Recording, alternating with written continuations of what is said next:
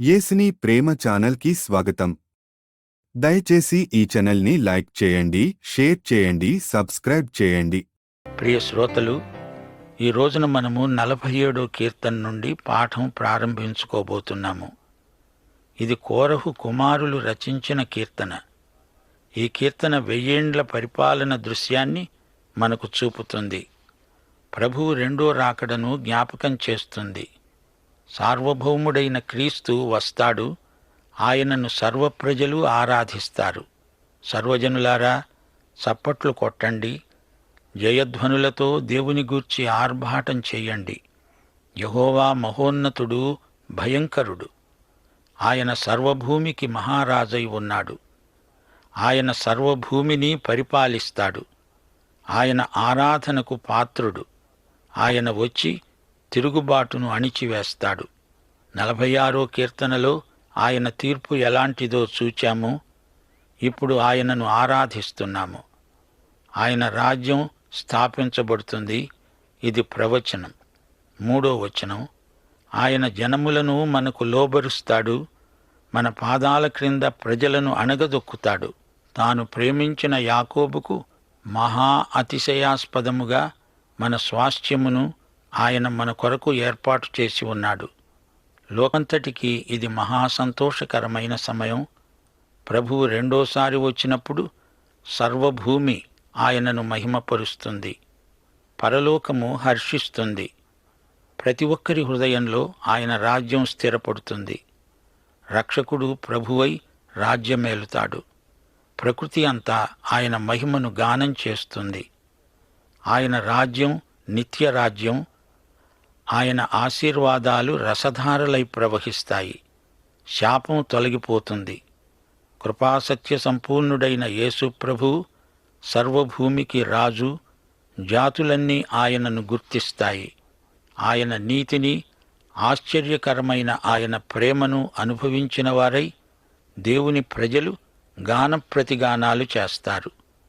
ఈ కీర్తనలో యేసు ప్రభువు రెండో రాకడ ప్రస్తావించబడింది. దేవుడు ఆర్భాటముతో ఆరోహణమయ్యాడు. బూరధ్వనితో యెహోవా ఆరోహణమయ్యాడు. దేవుణ్ణి కీర్తించండి, కీర్తించండి. మన రాజును కీర్తించండి, కీర్తించండి. దేవుడు సర్వభూమికి రాజై ఉన్నాడు. రమ్యముగా కీర్తనలు పాడండి. దేవుడు అన్యజనులకు రాజై ఉన్నాడు.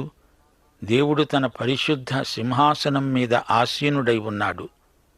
జనముల ప్రధానులు అబ్రహాము యొక్క దేవునికి జనులై కూడుకొని ఉన్నారు. ప్రభువు యొక్క ఆరోహణ ఎంతో ఆర్భాటముతో కూడినది. బూరలు మోగాయి. లోకమంతా జయధ్వానాలు చేస్తున్నారు. యేసే సార్వభౌముడు అని అందరూ గానప్రతిగానాలు చేస్తున్నారు. అబ్రహాము నమ్మిన దేవుడు, అబ్రహామునందు యెహోవాను బట్టి అన్ని జాతులు ఆశీర్వదించబడ్డాయి. ఆయన మహోన్నతుడు, ఆరోహణుడు అయ్యాడంటే మొదట ఈ లోకానికి దిగి వచ్చాడని అర్థం. ఆయన 2000 సంవత్సరాల క్రిందట దిగివచ్చాడు. ఈ భూమిపై రక్షణ కార్యాన్ని ముగించాడు. అప్పుడు పరలోకానికి ఆరోహణుడై వెళ్ళాడు. 24వ కీర్తనలో ఈ దృశ్యం వర్ణించబడింది. ఆయన రెండోసారి రాబోతున్నాడు. ఆయన నూతన యెరూషలేమును స్థాపిస్తాడు. యేసు ఆరోహణమును బట్టి పరలోకానికి, ఇహలోకానికి సంబంధం ఏర్పడింది. యేసే పరలోకానికి, ఈ లోకానికి వంతెన, వారధి. ఈ రెండు లోకాలకు మధ్య రాకపోకలు మొదలవుతాయి. పాత యెరూషలేము, కొత్త యెరూషలేము, ఈ రెండిటి ప్రస్తావన ఇక్కడ చేయబడింది. 10వ వచనం, భూనివాసులు ధరించుకొనే కేడెములు దేవునివి. ఆయన మహోన్నతుడయ్యాడు. క్రీస్తు లోకమంతటికీ రాజు. ఆయన విజయం ఎంతో హర్షించదగినది. 2 కొరింథీ 2:14 వచనంలో పౌలు అంటున్నాడు, మా ద్వారా ప్రతి స్థలమందు క్రీస్తును గూర్చిన జ్ఞానము యొక్క సువాసనను కనబరుస్తూ ఆయన యందు మమ్మును ఎల్లప్పుడూ విజయోత్సవముతో ఊరేగిస్తున్న దేవునికి స్తోత్రము.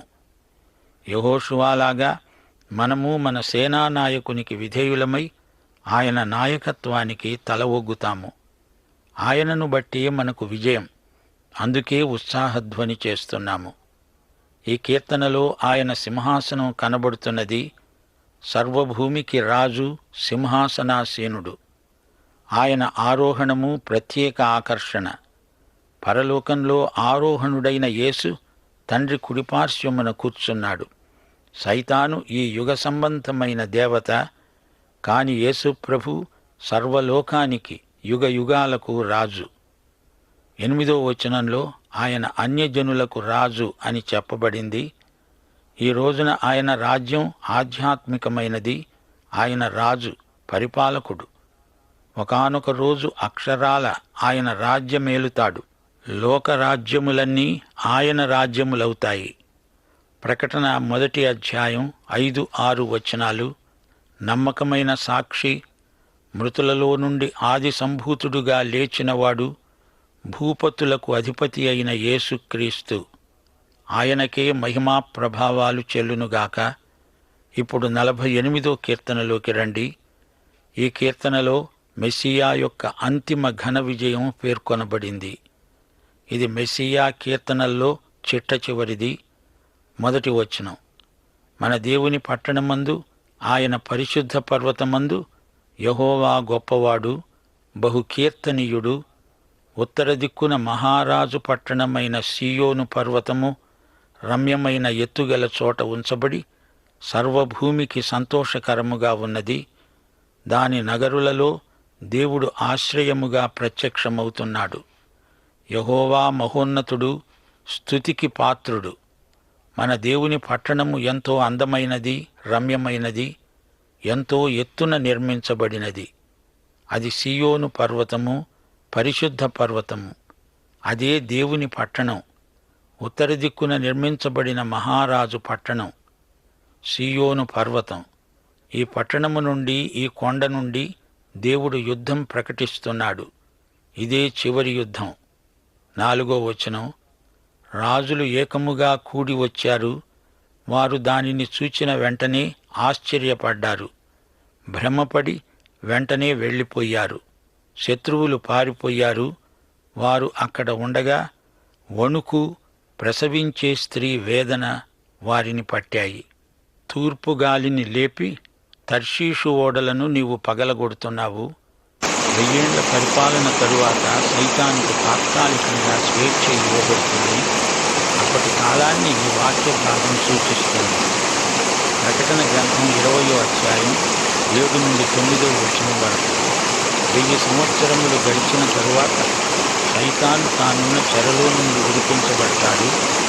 భూమి నలుదిశల యందు ఉండే జనములను లెక్కకు సముద్రపు ఇసుక వలె ఉన్న గోగు మాగోగు అనే వారిని మోసపరచి వారిని యుద్ధానికి పోగు చేయడానికి వాడు బయలుదేరతాడు. వారు భూమి యందంతటా వ్యాపించి పరిశుద్ధుల శిబిరమును, ప్రియమైన పట్టణమును ముట్టడివేయగా పరలోకము నుండి అగ్ని దిగివచ్చి వారిని దహించింది. అదే దృశ్యం ఇక్కడ వర్ణించబడింది. 8వ వచనం. సైన్యములకు అధిపతి అయిన యెహోవా పట్టణమునందు, మన దేవుని పట్టణమునందు మనము విన్నట్టుగానే జరగటము మనము చూచి ఉన్నాము. దేవుడు నిత్యముగా దానిని స్థిరపరిచి ఉన్నాడు. సెలా. ప్రవక్తలు చెప్పగా వారు విన్నారు. అది నెరవేరుతుండగా ఇప్పుడు చూస్తున్నారు. అట్టి విమోచనను దేవుడు వారికి వాగ్దానం చేశాడు. దేవుడు తరతరాలుగా ఇదే విమోచన వారికి వాగ్దానం చేస్తూ వచ్చాడు. ఇప్పుడు దాని నెరవేర్పు చూస్తున్నారు. 9వ వచనం. దేవా, మేము నీ ఆలయమునందు నీ కృపను ధ్యానించాము. దేవా, నీ నామం ఎంత గొప్పదో, నీ కీర్తి కూడా భూదిగంతాల వరకు అంత గొప్పది. నీ కుడిచేయి నీతితో నిండి ఉన్నది. గమనించాలి, 1000 ఏండ్ల పరిపాలన కాలంలో ఆలయమందు వారు ఆయనను ఆరాధిస్తారు. ఆయన ప్రేమను, వాత్సల్యాన్ని ధ్యానిస్తారు.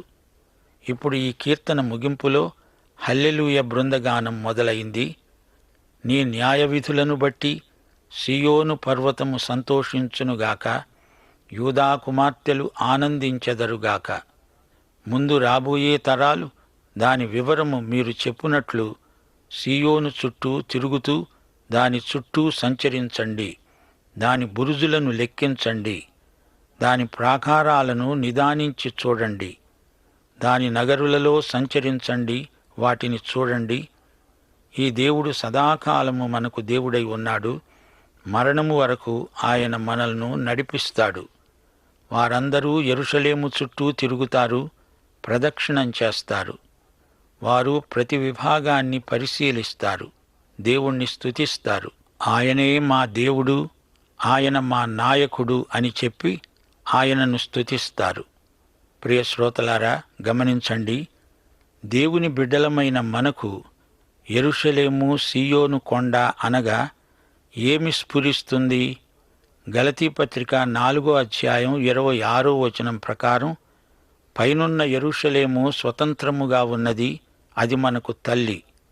హెబ్రీ పత్రిక 12వ అధ్యాయం 18 నుండి 24వ వచనం వరకు అపొస్తలుడైన పౌలు ఈ నూతన యెరూషలేమును ఇంకా వివరంగా వర్ణిస్తున్నాడు.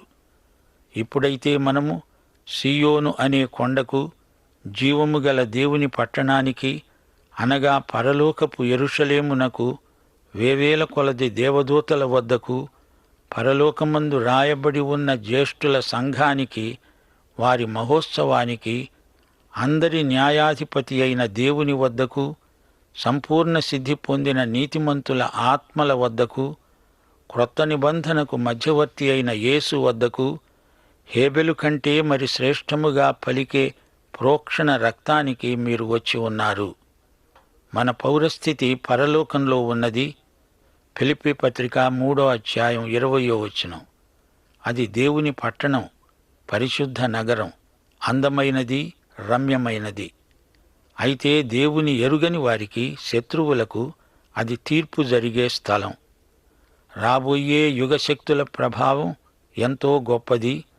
పరలోకానికి చేరడానికి కొంచెము విశ్వాసము చాలు.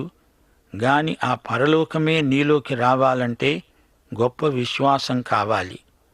పరలోక పట్టణం ఆకర్షణీయమైనది. మనము ఆ పట్టణానికి అనేకులను ఆకర్షించాలి. పరలోక పౌరసత్వానికి అనేకులను సిద్ధపరచాలి.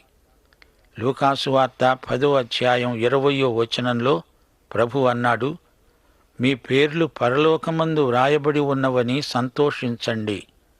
ప్రియ శ్రోతలారా, మన ప్రభువు ఎంతైనా నమ్మదగినవాడు. ఆయన మనల్ని పరమ యెరూషలేముకు, పరమ సీయోను కొండకు తీసుకువెళతాడు.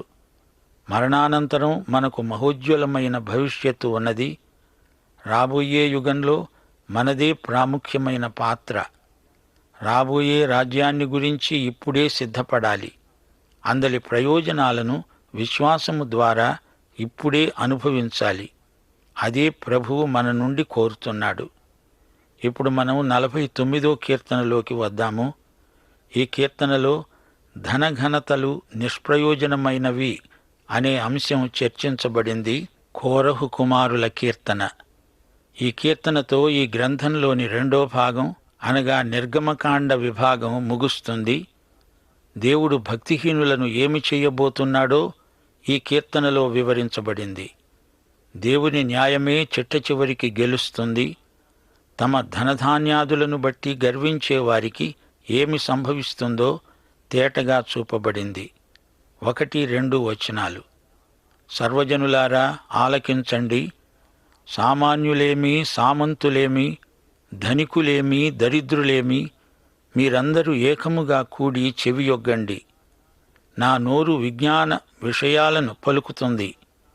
నా హృదయ ధ్యానము పూర్ణ వివేకమును గూర్చినదై ఉంటుంది. గూఢార్థము గలదానికి నేను చెవియొగ్గుతాను. సితార తీసుకొని నా మరుగు మాట బయలుపరుస్తాను. సోదరుడా, సోదరి, మీరు ధనికులైనా బీదవారైనా ఈ కీర్తన మీకు చక్కగా వర్తిస్తుంది.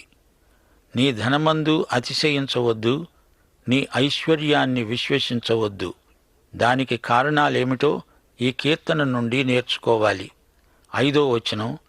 నా కోసమై పొంచే వారి దోషకృత్యాలు నన్ను చుట్టుకున్నప్పుడు ఆపత్కాలములో నేనెందుకు భయపడాలి?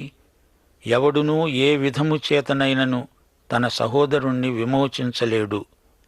తమ ఆస్తే ప్రాపకమని నమ్మి తమ ధన విస్తారతను బట్టి పొగడుకునేవానికి నేనెందుకు భయపడాలి?